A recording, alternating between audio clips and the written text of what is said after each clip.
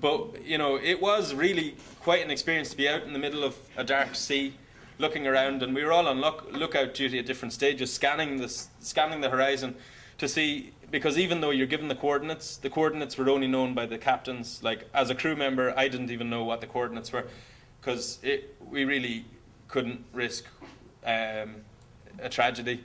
We know later that there were at least 2 different submarines in the area, and there were other surveillance, which you have to expect. So to actually meet up with the flotilla was amazing, and we met up with them at about 3 in the morning. The captain of the Mavie Marmara had all the deck lights on, so it was like the shopping mall in the middle of the sea, and the other vessels around it. And I'm not a very religious person at all, in any way, but there was something I'll never forget was approaching the Mavie Marmara, and they had the Muslim call to prayer, and that was emanating over the sea. Now, I'm not a very religious person, but I think aesthetically it was something I'll never forget. And there was a real sense of optimism when we met up, that, you know, we were together, we were in this, and they had waited for us, and we slept. I was on lookout duty that night, and making sure the boats didn't bang into each other, because we didn't anchor, we just kind of floated, and also just keeping an eye out just in case we were attacked. But we honestly didn't expect to be attacked in international waters. We thought, no, we expected if there was to be a confrontation, it would happen in Gaza's waters, because at least then there would be the basis for a legal argument over what are the legalities there. As the occupying power, what are Israel's obligations, etc., etc. But we really didn't think that it could happen in international waters, although we didn't dismiss it. So we got up in the morning. I had a very interesting conversation with Henning Mankell at about 6 in the morning, and we were just talking about what this meant to us and all these experiences. Like, there were people there. Anne Wright, for those who don't know her, is a former US Army colonel and deputy ambassador for the United States to Afghanistan, a very courageous woman who resigned her post in protest to the Iraq War. And there were people from all backgrounds. And I should maybe just remind people that in the media portrayal, particularly in this country and in Israel afterwards, it was seen as a Muslim flotilla or a Turkish-led flotilla. You know, actually, there was a Greek Orthodox former Archbishop of Jerusalem who was on the Mavie Marmara. There were Israeli Jews on the different vessels. There were European Jews, children of Holocaust survivors, on that vessel. There were Palestinians who had not returned for many years on those vessels.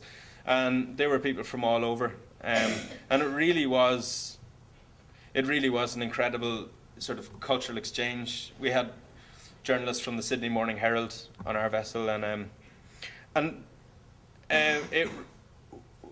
so the next morning we all met up, and there's been so much said about the trauma and about everything that went wrong, but I'd just like to share with you some of the more memorable and positive experiences. The next morning we realized that this would be the day we were going to go to Gaza.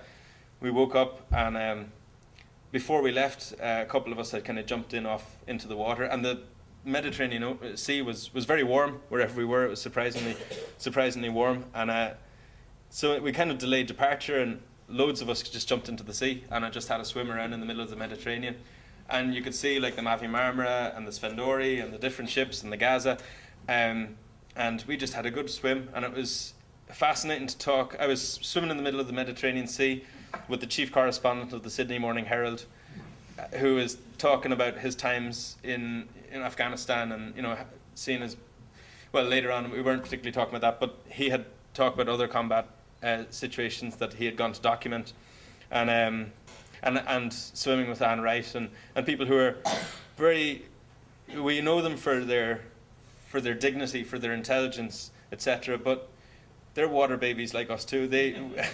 And we just had a great time. But after that, we all got on, and we had to refuel from the Gaza, which was a Turkish cargo ship. So we went over and pulled up alongside the Gaza, and we were holding the fenders in between the boat as they were pouring in diesel into our vessel, and just sort of the banter, the chat between us and the Turkish crew. There was a language barrier. None of us really spoke Turkish. But they had, I think, a Turkish instrument or Turkish music playing, and the first mate of our vessel, his brother's in Keela, which is a very famous Irish band, and Shane from Ireland was listening to the Turkish music, and he goes, "Hang on a second, that sounds really like my brother's new song." And he went out and he got his phone and he just starts playing his brother's new song, which is called the Rachel Corrie, and it was amazing, like, you know, that it reminds us how the sea does connect us. The sea historically is what connects us, not divides us, and how, you know, all around from the Mediterranean to Ireland, how there are so many untold stories that we can only get a hint of through those hints of music and language and art. But it was alive and it was real and it was very positive, and it was just a great experience to be sharing that with people I had never met before and may never meet again. And the Turks gave us some tea and we were drinking that, and it was all very pleasant, in severe contrast to what happened afterwards. So afterwards we got into formation, and our vessel, as the Free Gaza vessel, was leading the flotilla. It had a US flag.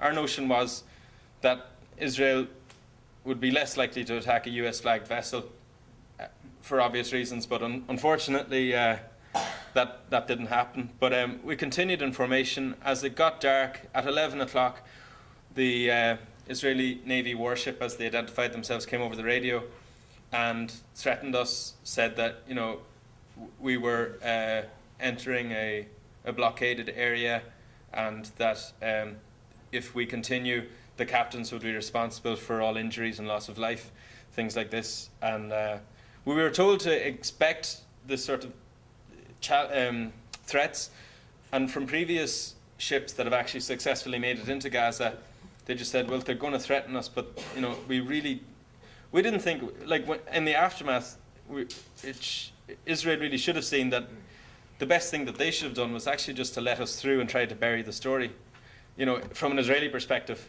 because it was so counterproductive, even from an Israeli perspective, to attack us. And we didn't want to be attacked. We wanted to get to Gaza as our legal right.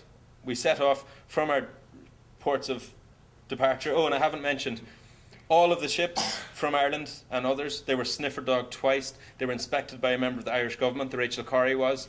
They were all checked and double checked. There was all medical supplies. There was absolutely no weapons.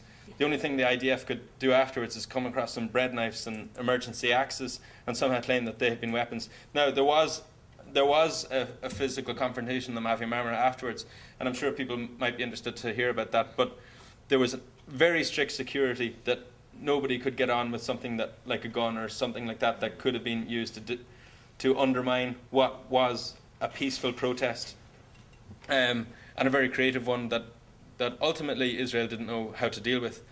And I think that there was a time when we had got a few different sort of emails that Israel were considering asking us to come to Ashdod to witness, and I think this would have been great had they done this. It would have been good for us to see the other side as well.